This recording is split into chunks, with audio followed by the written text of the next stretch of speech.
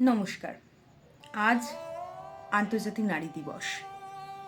তাই এই আন্তর্জাতিক নারী দিবস উপলক্ষে ছোট্ট কিছু কথা এবং একটি ছোট্ট কবিতা আমি আপনাদের পাঠ করে শোনাব। 1975 সালের 8ই মার্চ আন্তর্জাতিকভাবে স্বীকৃতি পেয়েছিল এই দিনটি, আর সেই থেকেই পালন হচ্ছে 8ই মার্চ আন্তর্জাতিক নারী দিবস হিসেবে।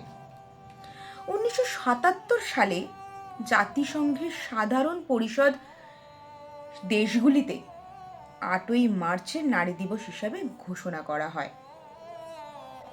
তবে শোনা যায় এই আন্দোলনের সময় মহিলারা তাদের কাজের জায়গার সময় নির্ধারণের জন্য মহিলারা এই আন্দোলনে নেমেছিলেন, তাদের নিজেদের অধিকার অর্জন করার জন্য।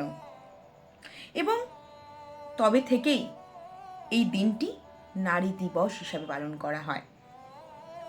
তাই এই বছর নারী দিবসের থিম হলো অ্যাক্সিলেটেড অ্যাকশন, যেখানে বলা হয় সকল নারীদের সমান অধিকার, সমতা, ক্ষমতায়ন এবং ক্ষমতা দেওয়ার অধিকার আছে, ক্ষমতা পাওয়ার অধিকার আছে। তাই এই 8ই মার্চ আমরা প্রত্যেক বছর আন্তর্জাতিক নারী দিবস হিসাবে পালন করে থাকি।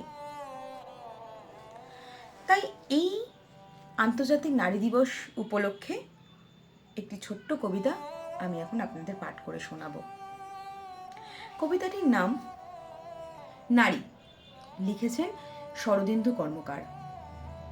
মানুষ কেন বলে মোদের নারীর নিজস্ব নাই কিছু, আমি তো দেখি জগৎ চলে নারীর পিছু পিছু।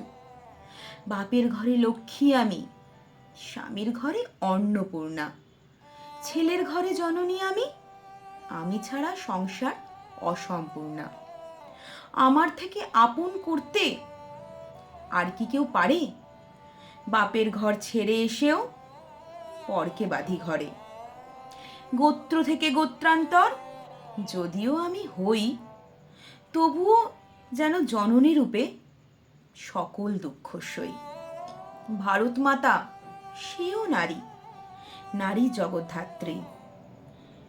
নারী হলো এই জগতের সবার জন্মদাত্রী। পুরুষতান্ত্রিক সমাজ তাই পুরুষকেই বড় করে, জেনে রেখো সেই পুরুষকেই নারী গর্ভে ধারণ করে। মহাকাল আমার পদতলে শায়িত চিরকাল, আমি ছাড়া এই জগৎ সংসার সবই হবে অচল। নমস্কার।